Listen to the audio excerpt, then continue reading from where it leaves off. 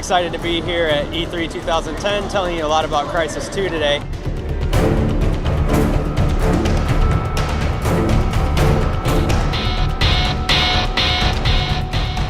Now this game brings new fidelity, a graphic presentation we've not seen before, and it brings it to the greatest city in the world, New York. To introduce the game, Shavat Yerli, founder of Crytek, and I give you Crysis 2.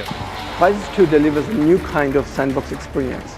We don't tell you how to play, we give you the tools, the guns, the grenades, and the ultimate weapon called the nanosuit. This is future warfare, and you are the ultimate super soldier.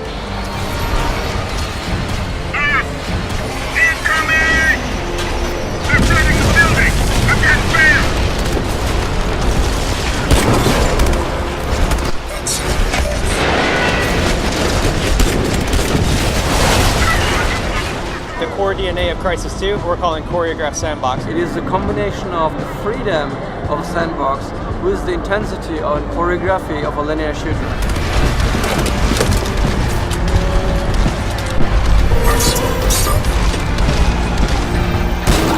We hand off seamlessly from open action, where we don't tell you how to play, you make the decisions yourself, and you jump back into heavy linear scripted events that move the story forward. I'll be right back! Just wait! She's right here! John! Let's go, man! Hurry!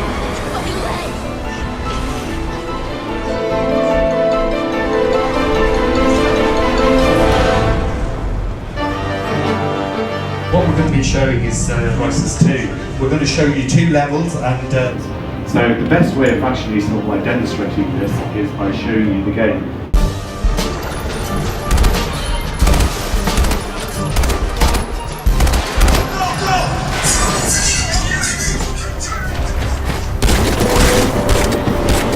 One of the cool levels that we're showing here at E3 2010 is Central Station. The cool thing about this level is it's a big open-style Crysis traditional sandbox. Aliens are mortar striking Central Station. Marines are defending that post. In order to actually fully hold back the aliens, the Marines have planted bombs on our hotel. The Marines are asking you to go in and find the detonator and execute the explosion so that the big building can collapse on the aliens and then they will be stopped. There's a lot of options for the player, which route to go. They can take an action hero combat route across the main bridge.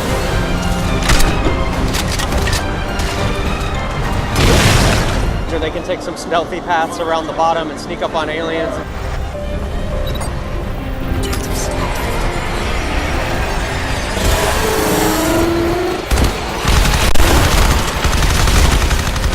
Crysis 2 will be featuring definitely the most intelligent AI ever in a first-person shooter. They're smart, they move around the environment, they can jump up on things. They have improved sensors, they're sharper.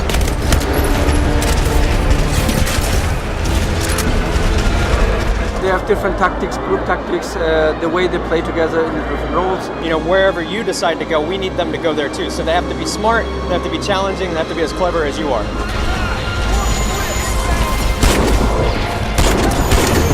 One of the most challenging enemies we have here at E3 that we're proud to show off for the first time is what the military guys in the game call the pinger. It's a very systemic and intelligent boss that can react to you playing also stealth or action. If you're doing things like stealthing and sneaking around, he does detection pings. He tries to figure out where you're at and then hit you with a really hard focus ping that knocks you out of your suit energy temporarily. If you hide behind something, he doesn't see you.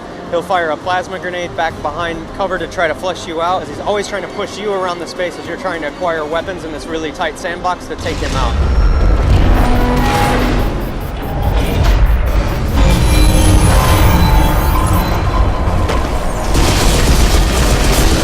When you get there, everything is bright and pristine and pretty, but by the time he's done with it, it's like a bull in a china shop and you're the matador.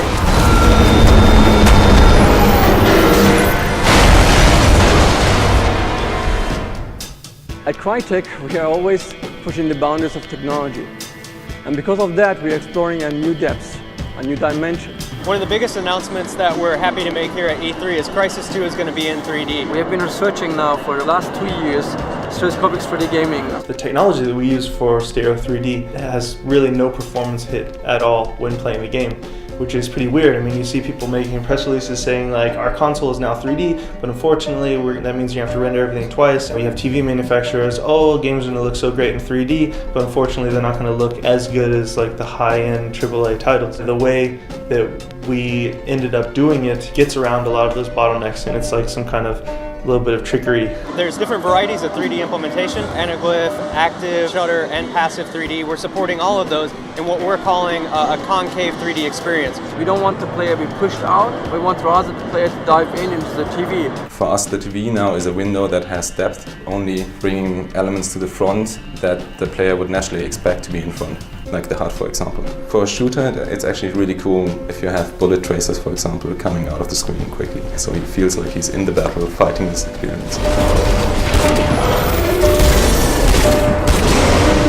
We started focusing on the user experience so that it's actually easy for the user to play 3D without getting dizzy. Mistakes become more obvious in stereo 3D. So tricks you were allowed in 2D to get away with to save performance sometimes don't work that well anymore in stereo 3D.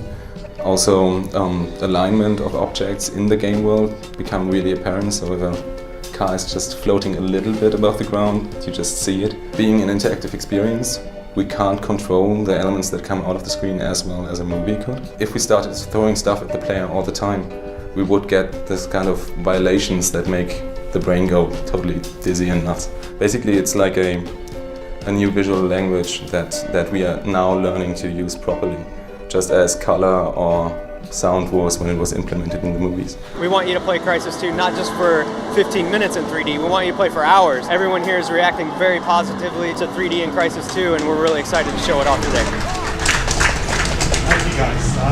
That was Crysis 2. Thank you for your time, and I hope you had a good E3.